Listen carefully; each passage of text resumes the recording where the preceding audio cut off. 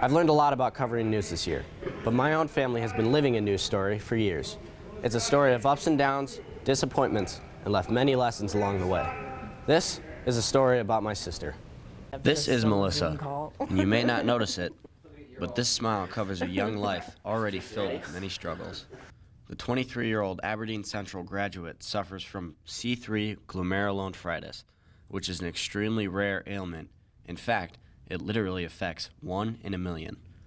She is currently going through a rigorous dialysis routine.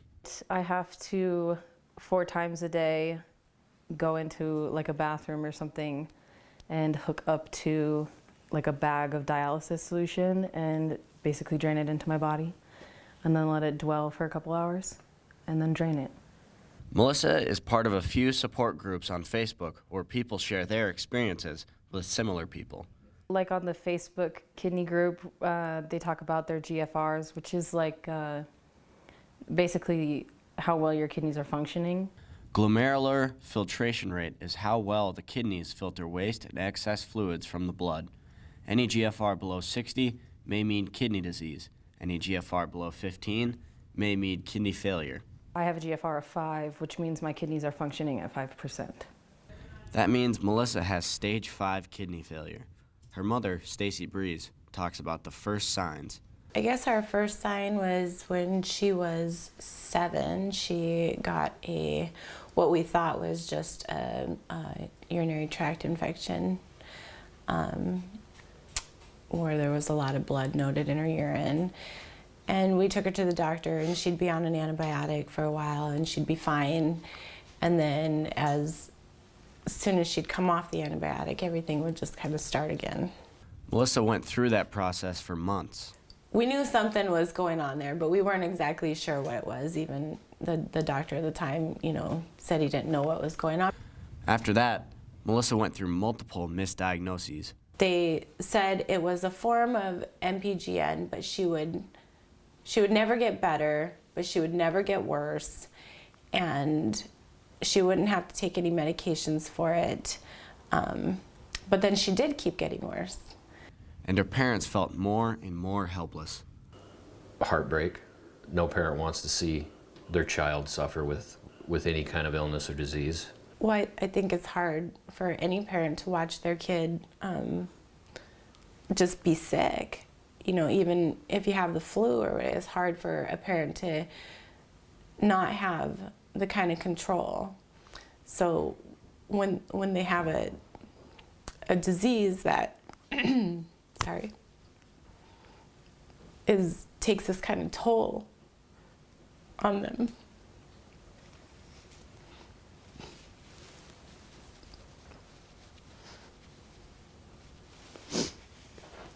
It's difficult because you can't help them. So she's doing what she can as a mom of a daughter who won't let the serious illness slow her down.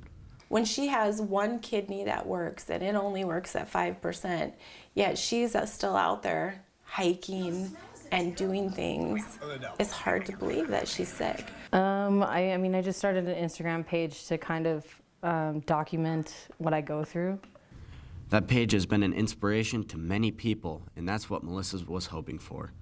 And it shows people they continue living their lives, I suppose, and they're still traveling even if they're on dialysis and stuff like that. So she's able to do all of this while being the manager at a full-time job.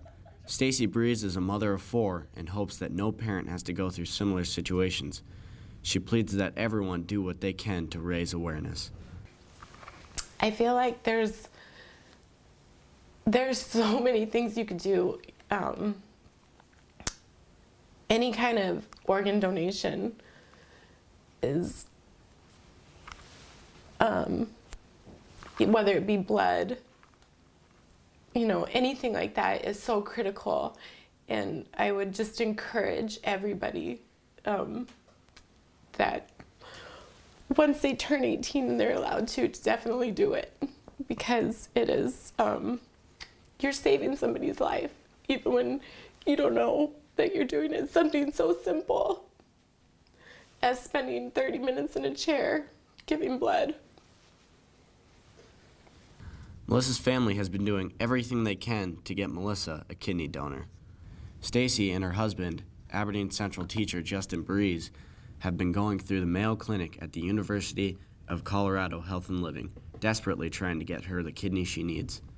We've had 30 people fill out the donation form, and so far every one of them's been turned down. So it's not just as simple as saying I want to give a kidney and you get to go give a kidney. You know, the donor has to go through just almost as much testing as the recipient.